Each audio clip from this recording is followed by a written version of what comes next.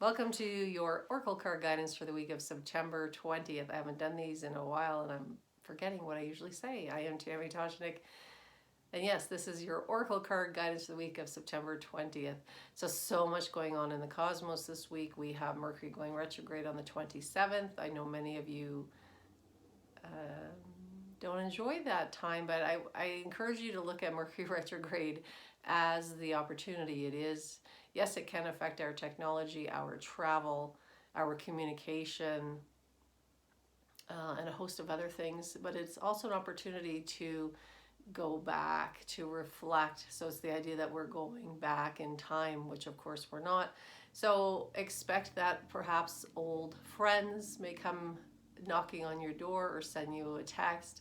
Perhaps even old flames may do that as well.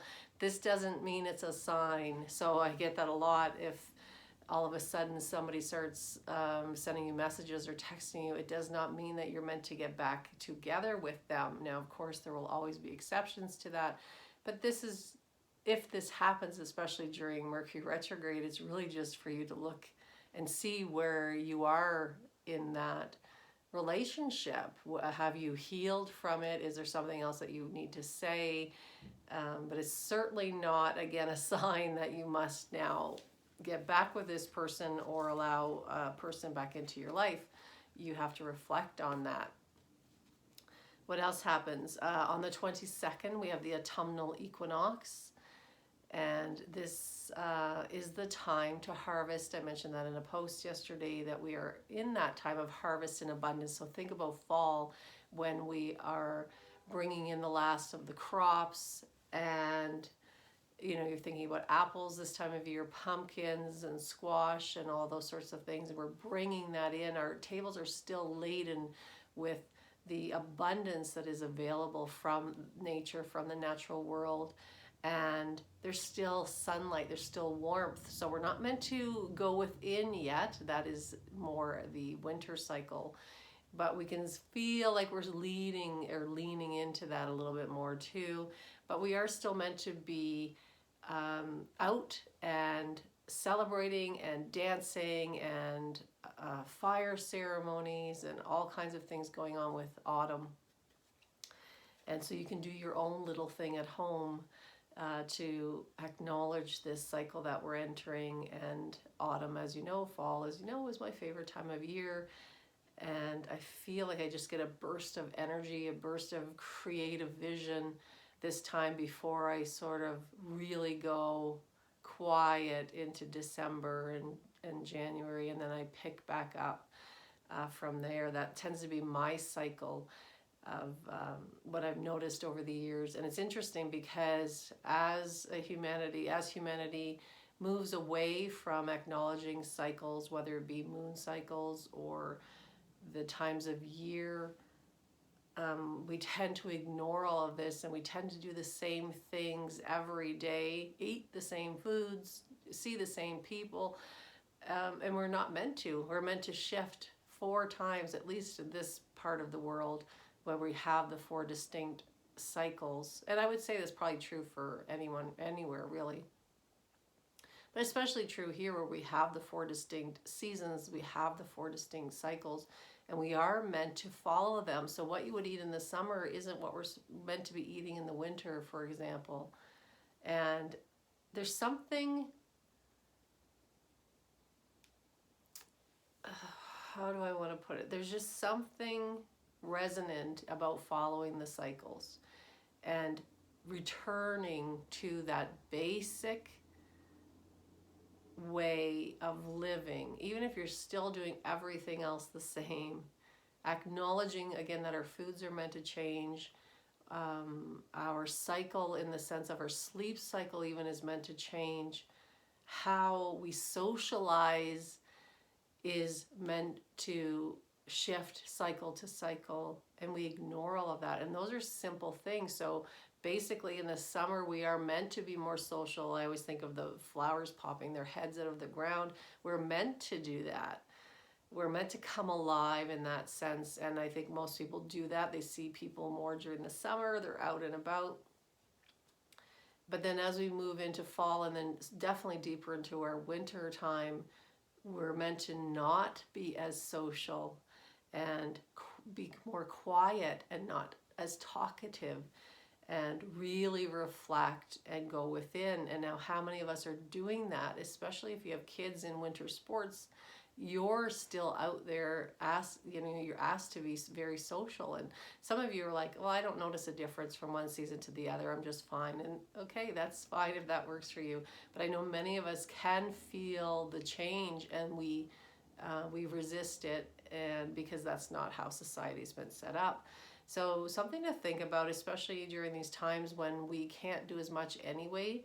It really is something to bring into your life, this idea of shifting cycles throughout the year, shifting what you eat, and really what they mean and what we're meant to be growing through, and the opportunities that each time of year, each cycle represents.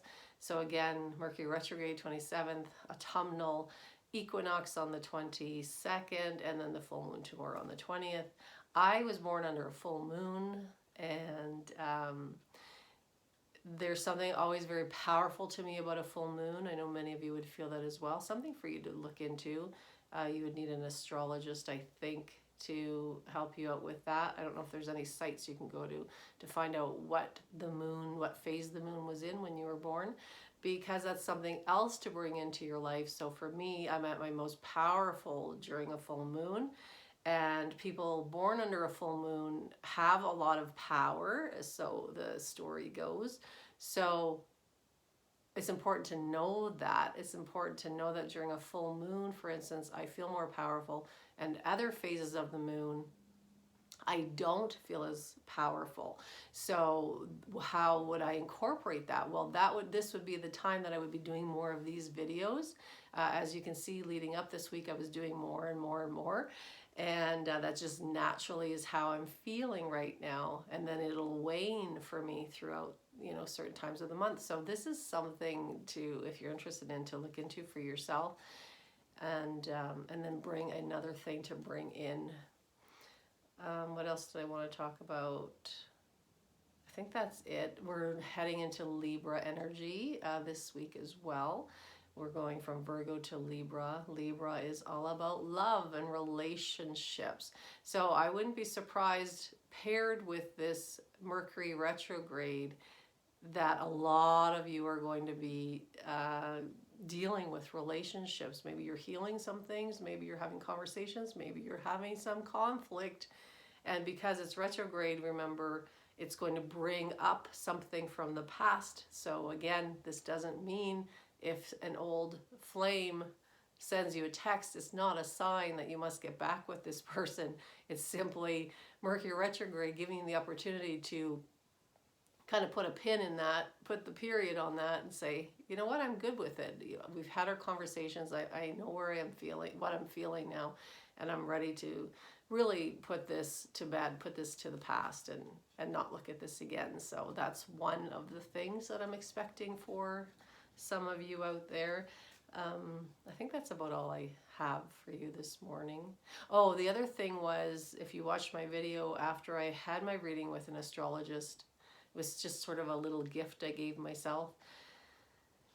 She mentioned that the planets, the positions of the planets right now, haven't been seen since World War II.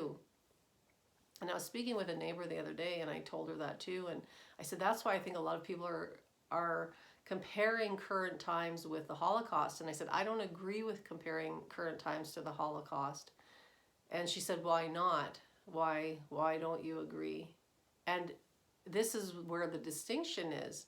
When I think of the Holocaust, I think of the genocide. I go right to the actual heart of the matter, the genocide of all of those innocent people. And that's what I think of. But she made a very valid point. She said, when she thinks of the Holocaust, of course the genocide is a main focus there, of course, but she thinks of the years previous to the actual genocide, when the propaganda was being disseminated, and when the people were being, pitted against each other. That's what she was talking about. And I thought, you know what, that's kind of accurate, because even though, again, I don't agree with comparing it in that sense, because I don't see this as a genocide. And yeah, I just don't agree with that point. I can see the propaganda, and I can see how we're fighting each other, right? How we're tattling on each other, how we're telling on each other. And so just to bring it all the way back, that the cosmos now has presented this energy again, that again, we haven't seen in, 70 years, I guess it would be over 70 years. So very interesting when you think of that. And I think that's what people are feeling. And we're not going to get into a discussion of who's right, who's wrong, and all of that sort of thing. But just think about that. Think about when the universe presents us with an energy, and many of us feel it, and we don't know what to do with it, right? But it brings up something. It brings up something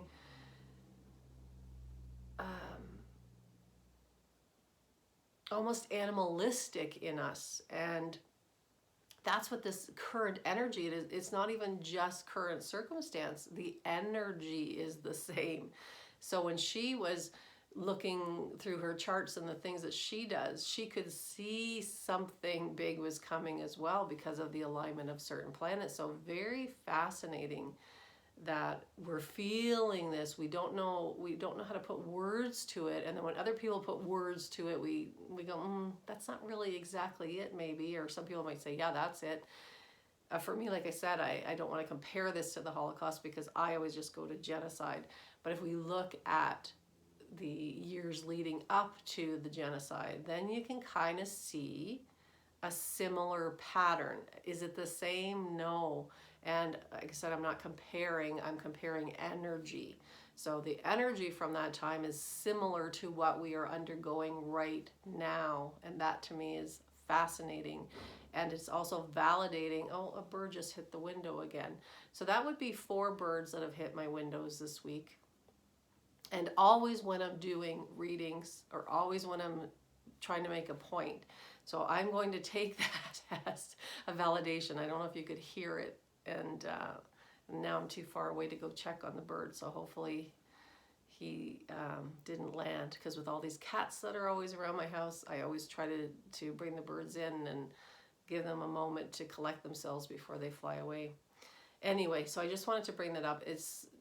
There's just so much to think about and feel into, but know that if you're still feeling this pop your head out of the ground kind of energy, we're still in it. We're still here. We're not meant to go deep into ourselves yet. That will come. So enjoy this abundant harvesting energy. And again, moving into the element of air with Libra. So what do we think of with the element of air? We think of music, we think of thinking, we think of the arts, we think of creation, we have all kinds of ideas perhaps. So perhaps you've just been getting all these ideas, and now's the time to work on them. Another thing that was interesting when I went on my walk this morning, my intuition was trying to get my attention, but I ignored it. So just as I left the house, I had this memory of something I saw on Instagram a couple days ago of a celebrity questioning. And she was just asking the question, would you walk around without any shoes on? She had seen a mother and a daughter walking without shoes on in like the city. And she was wondering, why, or what the story was there, and if you would even do that, if you obviously had the choice to not do that. And I thought, well, that's a strange thing to pop into my head as I'm heading out on my morning walk. And about halfway through my walk, guess what? The runners that I recently bought a few months ago are 1/2 inch too big. And I didn't realize that at the time. When I brought them home, I noticed, and I thought, oh, what's 1/2 inch, in your runners or whatever.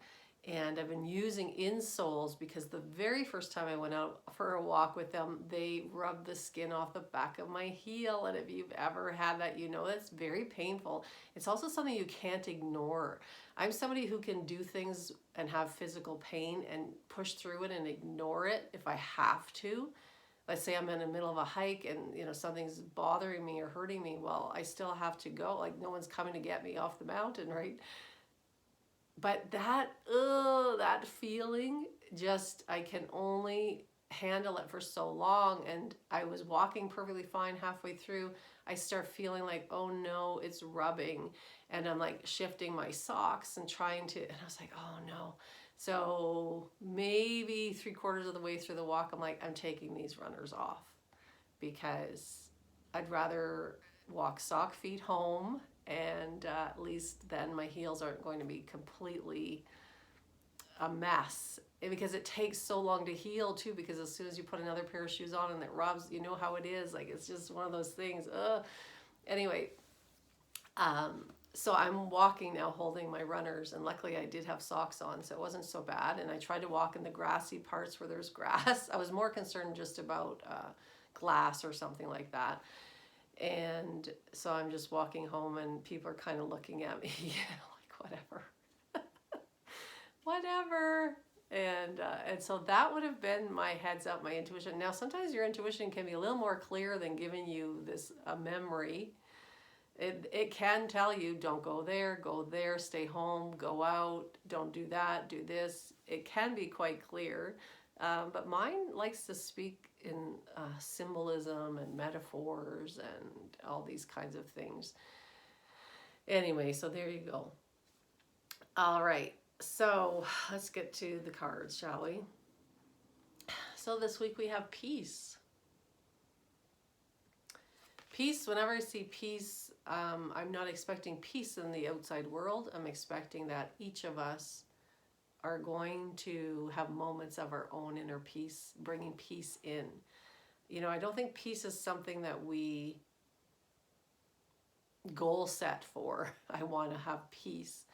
I think it's something that we embody, and it's intentional.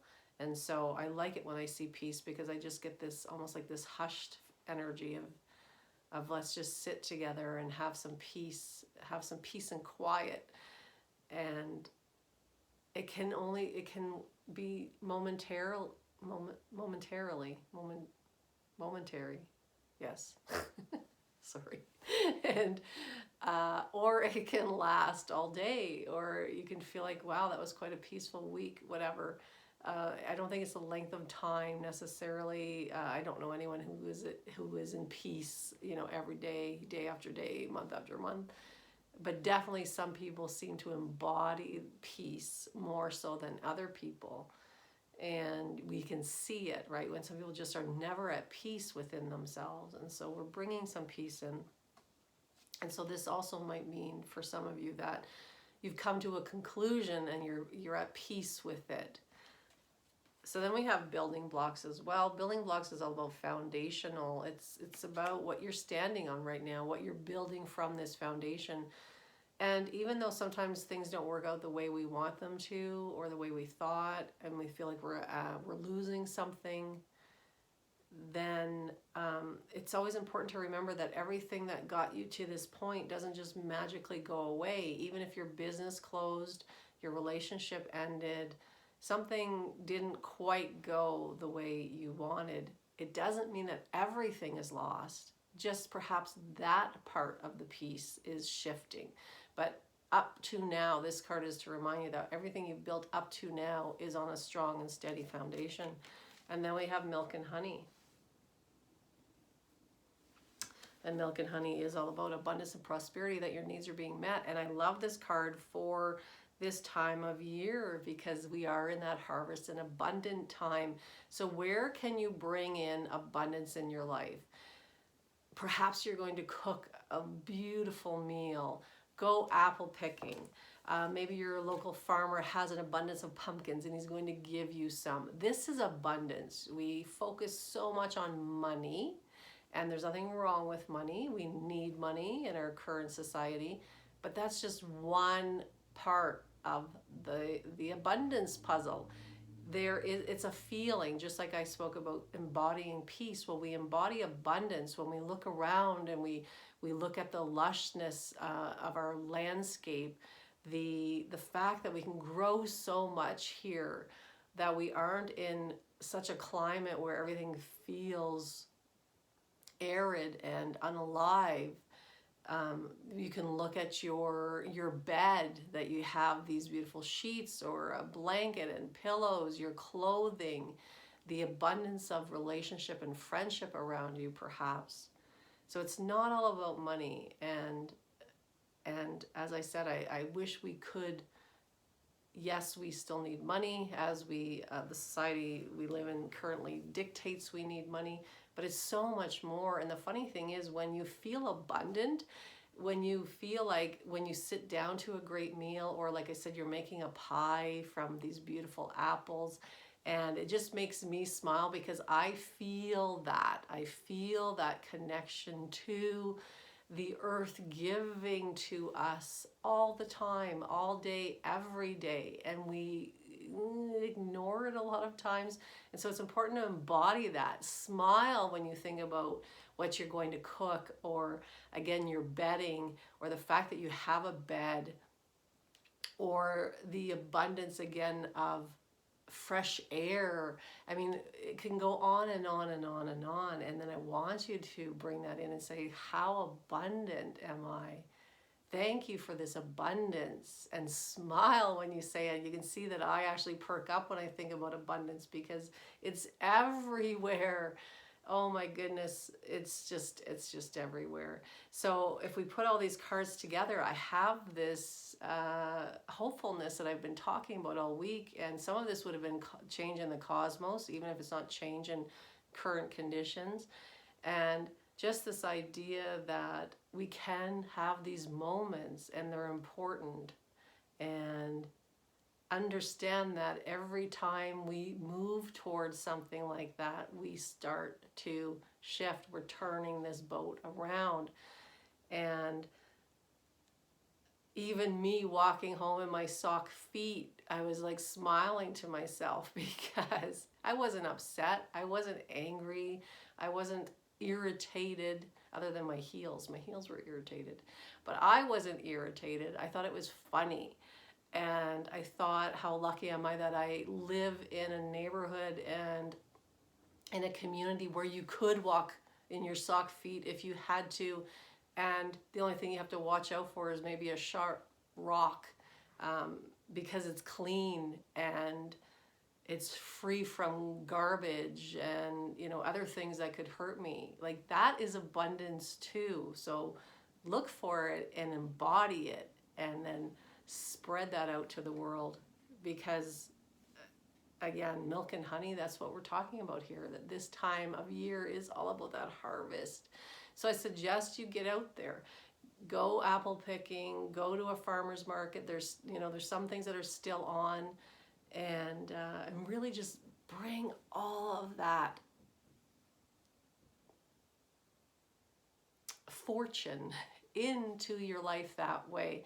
That will then have an effect on your money too. So there's nothing isolated in this world. Anything that we focus on, even if it feels unconnected, will still connect and will still affect something else. So if you are struggling with money, one of the best ways to move your mind from that, therefore your energy shifts, is to look at the things you do have versus the lack of dollars in your bank account, and give as well. So when we are in a state of abundance and harvest, as we are in now, we are meant to give too. We're not meant to just hoard everything.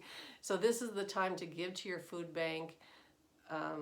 Again, if you are still harvesting your garden, you have extra, give that, give what you can, and spread that out into the world, this milk and honey, and that will bring you a sense of peace as well. So that's what we're looking at for the week. Hold on, I dropped cards. Okay, so if you want to choose one, so we've got 1, 2, and 3. If you chose 1, you get deep freeze, which is interesting. So that to me is the universe pressing pause on a project or a relationship, asking you to just reflect. Now, this really pairs really well with Mercury retrograde, because as I spoke about, it's that feeling of going backward. Of course, we can't go backward, but it's that feeling of going backward. And so when we have deep freeze, it's sort of like this idea that nothing's really stirring, but that's okay. It's okay when those times show up in our lives, because we're meant to follow them. And as I spoke at the very beginning of this, we don't follow our natural cycles. We try to override everything. And that's why I think we're in the position we're in right now, with so many people feeling disconnected and unhealthy and questioning. When you have a strong foundation in who you are, and I don't mean as a person, as a personality, I mean as a soul, as a spirit, as an energy, then you ride these waves a little easier. It doesn't mean things don't affect you, but it's a little bit easier, a little more graceful. So if you chose 1, you're being asked to take a break, take a pause, and look. It usually means to look into something a little bit deeper as well. And then if you chose 2, compass. Compass is all about trusting your own intuition, that higher power that is innate to all of us, but that we don't trust, just like me having that message today about not walking with shoes, and then I end up not having to walk with shoes. So we all have that. Some of us have been working with it for longer, so it's more fine-tuned, but it is organic to everybody. So trust your intuition. So that is sort of the answer for you. If you're going, oh, I don't know, I feel like I need to do this, then do that. Lean into that. Lean into your intuition. And if you chose 3, bone collector, which comes up a lot in these choose your card options. Oh, sorry, I didn't mean to throw those there. Bone collector is about past conditioning. So where are you reacting to a current situation because of something that happened in the past? Now, if we looked at it on a global scale, where are all of us reacting to familiar energy? Even though many of us did not live through World War II, we were born after, that doesn't mean we don't have the ability to feel that energy, that same energy. And it could have been past life, it could have been ancestral, it could have been all of that combined. And so where are you bringing something from the past into current circumstances, and then you're reacting to it from that vantage point? So it's asking you to heal. This is about being wounded when bone collector comes up, and looking at those wounds. So I hope that helped you, and I'll be back with messages for the signs sometime later today. But get out there, abundant harvest. Oh, it's just such a wonderful time. See you soon.